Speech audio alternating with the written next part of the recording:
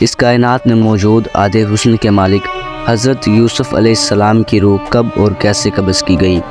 یوسف علیہ السلام کی وفات کے بعد مصری اور اسرائیلیوں کے درمیان کس بات پر اختلاف ہو گیا؟ آپ علیہ السلام کی قبر مبارک دنیا کے سب سے بڑے دریا کے نیچے کیوں بنائی گئی اور یہودی آج اس تابوت کی کھوج میں کیوں لگے ہیں؟ اللہ نے ہر نبی کو خوبصورت حسن اور بہترین آواز والا بنا کر مبعوث فرمایا۔ یوسف علیہ السلام کو خوبصورت حسن سے نوازا گیا تھا، یعنی حضرت محمد صلی اللہ علیہ وآلہ وسلم کا آدھا حسن اللہ نے حضرت یوسف علیہ السلام کو عطا کیا تھا۔ یوسف علیہ السلام کا قصہ قرآن مجید میں موجود سب سے طویل قصہ ہے کہ کس طرح سوتیلے بھائیوں نے آپ کو حسد کی بنا پر کنویں میں پھینک دیا، آپ کو مصر کے بازار میں بطور غلام بیچ دیا گیا اور عزیز مصر کی بیوی نے آپ کو جیل میں قید کروا دیا۔ لیکن ان تمام مصائب و مشکلات اور آزمائشوں کے باوجود حضرت یوسف علیہ السلام ایک دن مصر کے طاقتور حکمران کے عہدے تک پہنچ گئے۔ جب یوسف علیہ السلام عزیز مصر کے عہدے پر فائز ہوئے تو ایک لمبی مدت کے بعد اللہ نے حضرت یوسف کو اپنے والد اور خاندان سے ملانے کا فیصلہ کیا، لہٰذا یعقوب اپنے اہل خانہ کے ساتھ مصر آئے اور 40 سالوں کے بعد باپ بیٹے آمنے سامنے ہوئے۔ دونوں کا دل تڑپ اٹھا اور دونوں بہت دیر تک ایک دوسرے سے گلے لگ کر خوب روتے رہے۔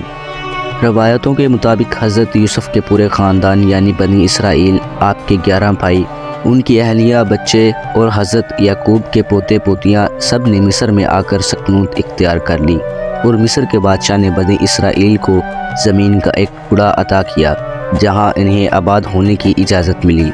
آہستہ آہستہ مصر میں بنی اسرائیل بہت طاقتور ہو گئے۔ حکومتی عہدوں سے لے کر تجارت اور سیاست میں بھی اسرائیلیوں نے حصہ لینا شروع کر دیا۔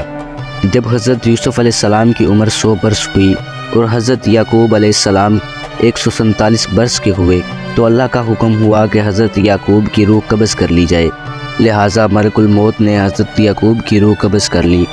جب والد کی وفات کی خبر حضرت یوسف کو ملی تو اپنے سر سے تاج اتار کر پھینک دیا اور ان کے بدن پر جو ریشمی لباس تھا اسے پارا پارا کر دیا اور بے چینی کے عالم میں دوڑتے ہوئے اپنے والد کے جنازے پر پہنچے۔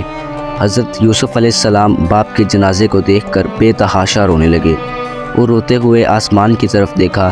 یکایک آسمان کے دروازے کھل گئے اور انبیاء کی روحیں اور فرشتے حضرت یعقوب کی جنازے کی طرف آئے۔ انہوں نے حضرت یعقوب کے جنازے کو نور سے غسل دیا اور انہیں بیت المقدس میں دفن کیا۔ یوسف علیہ السلام اس روحانی نظارے کو دیکھتے رہے۔ جنازے کی نماز ادا کرنے کے بعد آپ علیہ السلام اپنے دربار میں واپس آئے۔ آپ غموں سے چور تھے، باپ کی جدائی اب آپ کے برداشت سے باہر تھی۔ رات ہوئی تو دریائے نیل کے کنارے گئے، مصلی بچھایا اور روتے ہوئے پوری رات نماز ادا کی، یہاں تک کہ صبح ہو گئی۔ اس وقت جبرائیل علیہ السلام نازل ہوئے اور حضرت یوسف سے فرمایا، اے یوسف، آپ کے والد کی عمر تمام ہو چکی تھی، اس لیے خداوند نے انہیں اپنی طرف بلا لیا، لیکن ابھی آپ کا وقت نہیں آیا، لہٰذا رب کی عبادت کیجیے اور اس زندگی کو آخرت کے لیے مزین کر لیجیے، کیونکہ موت کا وقت آ گیا تو مہلت نہ دی جائے گی۔ یوسف علیہ السلام نے والد کی وفات کے بعد پھر سر پر کبھی تاج نہیں رکھا، نہ کبھی مسکرائے اور ہر رات دریائے نیل کے کنارے جا کر خدا سے مناجات کرتے۔ اس طرح 20 سال گزر گئے، یہاں تک کہ ایک رات حضرت یوسف نے خواب دیکھا کہ ان کے والد یعقوب اور دادا اسحاق ان سے کہہ رہے ہیں کہ اے یوسف، اب ہمارے ملنے کا وقت قریب آ چکا ہے، 3 دن کے اندر ہماری ملاقات ہوگی۔ روایت ہے کہ یوسف علیہ السلام نے ان 3 دنوں میں باپ کو دیکھنے کی خواہش میں اتنی گریہ وزاری کی کہ ان کے والد حضرت یعقوب نے بھی 39 سالوں میں اتنی گریہ وزاری نہیں کی ہوگی۔ بس تیسرے دن ملک الموت آئے اور یوسف علیہ السلام سے فرمایا، اے یوسف، آپ کی مدت ختم ہو چکی ہے اور آپ کے آباء و اجداد آپ کے منتظر ہیں، لہٰذا یوسف علیہ السلام نے سر تفلی میں خم کیا اور ملک الموت نے ان کی روح قبض کر لی۔ جب یوسف علیہ السلام کی روح جسم سے جدا ہو رہی تھی تو بھائیوں نے گریہ وزاری کرنا شروع کر دیا۔ بنی اسرائیل میں واویلا مچ گیا۔ یوسف علیہ السلام کی وفات کے بعد آپ کے جنازے کو اٹھایا گیا۔ مصریوں نے جنازے کو دیکھا تو شور مچ گیا، ہر طرف سے آہ و فغاں کی آوازیں بلند ہونے لگیں۔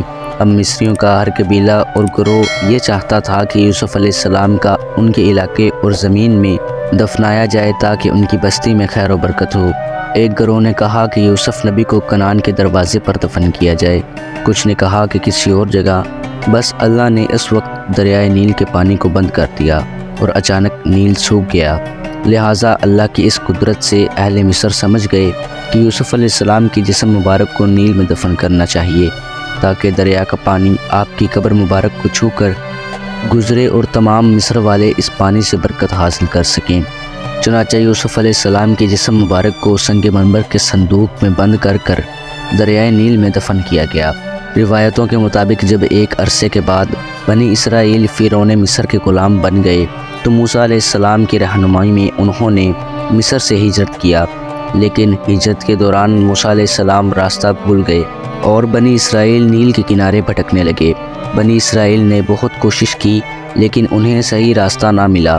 اس پر بنی اسرائیل کے بزرگوں نے کہا کہ یوسف علیہ السلام نے اپنی وفات سے پہلے یہ وصیت کی تھی کہ اگر تم لوگ کبھی مصر سے نکلو تو میرے تابوت کو بھی اپنے ساتھ لے جانا، لہٰذا جب تک آپ یوسف علیہ السلام کی لاش مبارک کو اپنے ساتھ نہ لے جائیں گے تو راستہ نہیں ملنے والا۔ اس پر موسیٰ علیہ السلام نے پوچھا کہ کیا تمہیں پتہ ہے کہ یوسف علیہ السلام کی قبر کہاں ہے؟ اس وقت ایک بوڑھی عورت کے سوا بنی اسرائیل میں کسی کو نہیں پتہ تھا کہ وہ تابوت کہاں موجود ہے، لہٰذا وہ بڑھیا حضرت موسیٰ علیہ السلام کو ایک جھیل کے پاس لے گئی جس کا پانی کا رنگ عجیب و غریب تھا۔ بڑھیا نے کہا کہ اس کا پانی نکال دو۔ جب ایسا کیا گیا تو زمین نظر آنے لگی تو لوگوں نے وہاں کھدائی شروع کی، جس کے بعد ایک قبر ظاہر ہوئی جس میں وہ تابوت موجود تھا۔ موسیٰ علیہ السلام نے اس تابوت کو نکالا اور آگے کا راستہ طے کیا تو آپ کو راستہ مل گیا۔ تابوت کی برکت سے ارض مقدس پہنچ گئے۔ موسیٰ علیہ السلام نے فلسطین پہنچ کر اس تابوت کو کسی خفیہ مقام پر دفن کر دیا۔